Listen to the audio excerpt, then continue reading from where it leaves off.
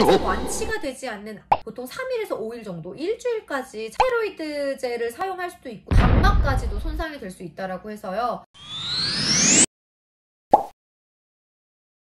반갑습니다. 엄마의 지혜 엄지TV 엄지맘입니다.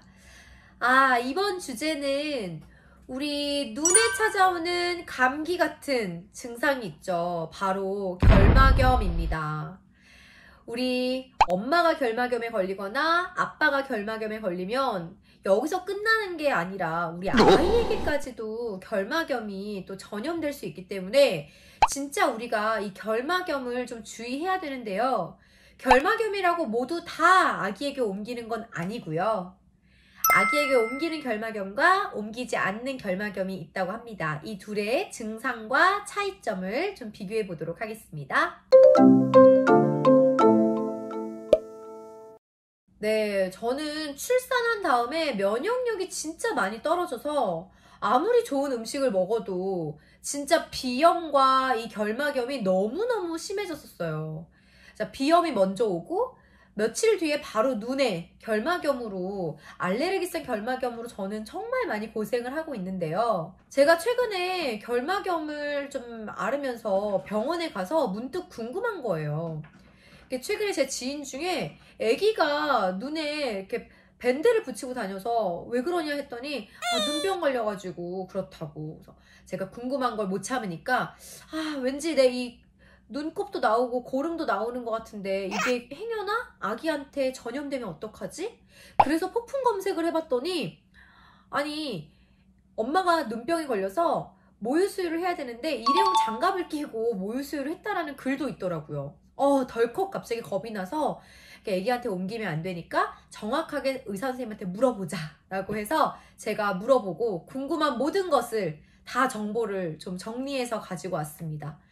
분명히 아기를 키우면서 저처럼 아빠나 엄마가 눈병에 걸렸을 때 걱정 혹은 궁금한 분들이 계실 것 같아서 이 컨텐츠를 기획하게 됐으니까요. 저와 함께 결막염에 대해서 한번 알아볼게요. 우선 결막염 같은 경우에는 먼저 결막이 어디냐가 되게 중요해요. 결막이 어디냐면은 우리 여기 여기 요 눈을 까디집었을 때 요 안에, 그리고 눈을 까디집었을 때 요 안쪽, 그것이 충혈되잖아요. 그쵸? 흰자도 충혈되는데 눈을 까디집었을 때 이 안쪽까지 충혈되어서 여기에서 이제 세균들이 발견되거나 할 때, 그리고 충혈되거나 이곳에서 증상이 발현될 때 이 불편함을 겪고 계신 모든 분들은 진단을 받습니다. 이름하여 결막염. 그런데 이 결막염 중에서도 전염성이 있는 결막염이 있고 전염성이 없는 결막염이 있어요. 전염성이 없는 결막염은 알레르기성 결막염이고요. 엄지맘이 겪고 있는 그 결막염입니다. 전염성이 있는 결막염은 유행성 결막염이라고 하고요. 우리 여름철에도 물놀이 하거나 다중시설 이용할 때 굉장히 많이 걸린다고 합니다. 그래서 알레르기성 결막염과 유행성 결막염의 그 증상의 차이, 치료 방법의 차이, 그리고 얼마나 오랫동안 이 결막염에 시달리는지, 그런 기간 동안의 차이도 굉장히 컸는데요. 우선 알레르기성 결막염은 정리를 해보자면은 평생 완치가 되지 않는 피부 질환이라고 얘기를 하시더라고요. 그러니까 눈에 아토피가 걸린 거랑 같아서 제가 컨디션이 좋고 면역력이 높아지면은 결막염이 발현되지 않다가 최근처럼 뭐 스트레스를 받거나 몸이 피곤하거나 하면은 비염이 올라온 것처럼 결막염도 올라오는 거예요. 그래서 이거는 전염성은 없지만 한번 걸리기 시작하면은 계속해서 이 알레르기성 결막염은 증상이 발현될 수 있다고 합니다. 그러면 치료는 어떻게 해야 되냐? 우선 처방해준 약을 잘 넣으면은 보통 저는 하루 이틀이면은 대부분 다 싹 사라졌었어요. 굉장히 치료 기간이 짧아요. 약을 오래 쓰지도 않고. 하지만 짧은 만큼 자주 일어날 수 있다는 단점이 있고요. 평생 내가 면역력을 높여서 완전히 완치를 하려고 기대하기 전까지는 계속 이 병에 걸릴 수 있다는 그런 안타까운 단점이 있더라고요. 반면에 유행성 결막염 같은 경우에는 말 그대로 유행을 하는 거예요. 바이러스 세균이 전염되어서 유행을 해서 내가 옮겨진 거다 보니까 잠복기도 있대요. 네, 얘는 잠복기가 보통 3일에서 5일 정도, 일주일까지 잠복기가 있어서 전혀 증상이 나타나지 않은 상태에서 계속 옮겨지기도 한다 합니다. 그니까 진짜 전염이 되고 위험한 것 같아요. 그쵸? 아빠 엄마가 전염돼 있는 줄 모르고 잠복기에 눈 비비고 만진 손으로 애기 또 만지고 하다 보니까 어떻게 안 만져요, 내 새끼인데. 얼굴도 부비고 하죠. 그래서 실제 가족 간에 전염될 확률이 굉장히 높다라는 점이 좀 치명적인 부분이었고요.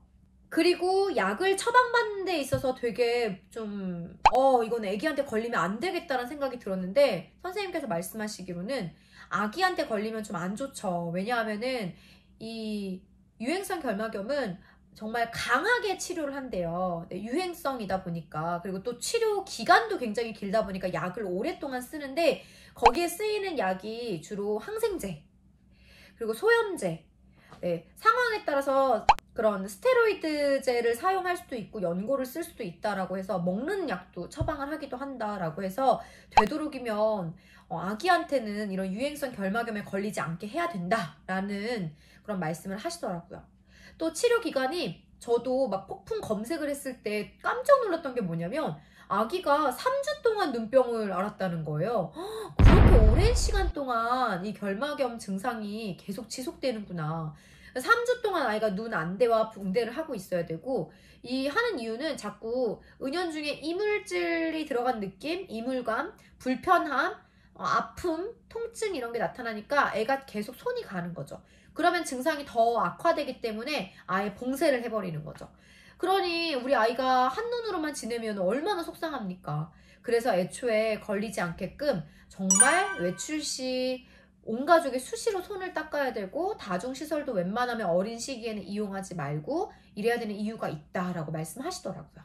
또 유행성 결막염 같은 경우에는 한쪽 눈에서 시작해서 대부분 반대쪽으로 다 전이가 된대요. 왜냐면 우리가 세수도 하고 또 나도 모르게 계속 눈을 만지고 하다 보니까 어쩔 수 없이 걸린 사람은 전염이 된다는데, 이 전염력이 그만큼 굉장히 강한 거기 때문에 아빠나 엄마가 걸리면 무조건 아이와 수건만 따로 쓰는 게 아니라 정말 모든 동선이 격리되는 것이 좋다라고 얘기를 하시더라고요.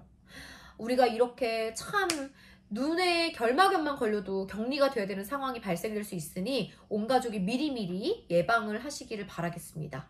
그래서 제가 여쭤봤어요. 둘 다 눈이 충혈되고 뭔가 부어오르고 간지럽고 아프고 비슷한 것 같은데 결정적으로 이게 알레르기성 결막염이냐 유행성 결막염이냐 차이점이 뭐냐라고 했더니요, 선생님께서 너무 재밌게 얘기해 주셨는데요, 콧물이냐 코딱지냐의 차이가 있대요. 네, 그래서 이게 눈에서 눈곱이 끼기 시작하는데 그 눈곱이 딱딱한 눈곱으로 끼면은 이거는 유행성 결막염이니까 정말 빨리 격리를 해야 되고 치료를 빨리 받아야 되고 아기와 접촉하지 않아야 되는 거고요.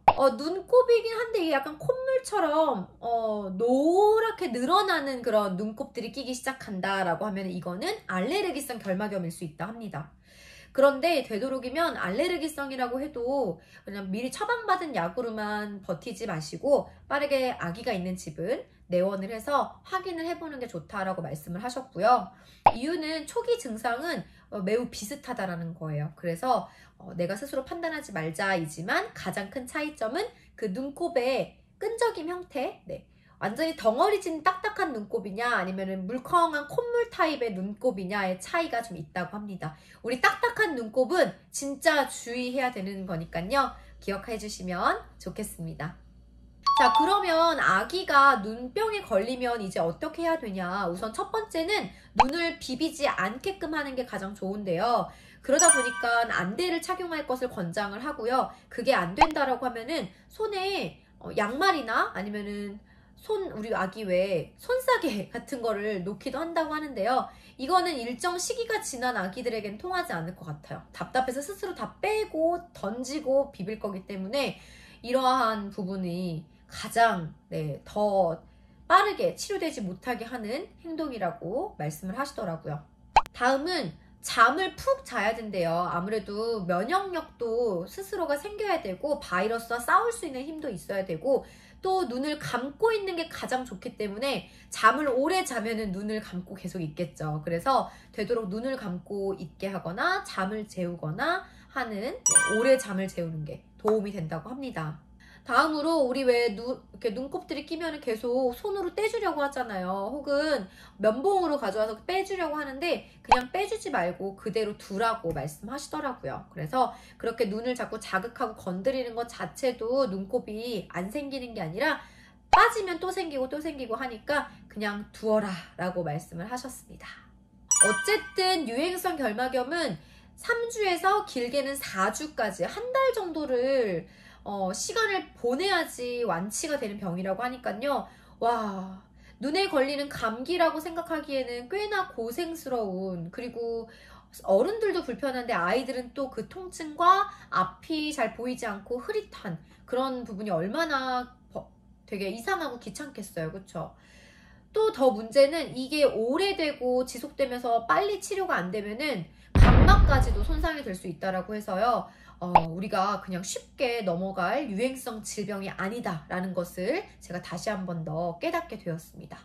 엄지TV를 보고 계신 우리 엄지 마마님들 가정에는 이런 유행성 결막염, 알레르기성 결막염 모두 없이 건강하게 지나가기를 바라면서요.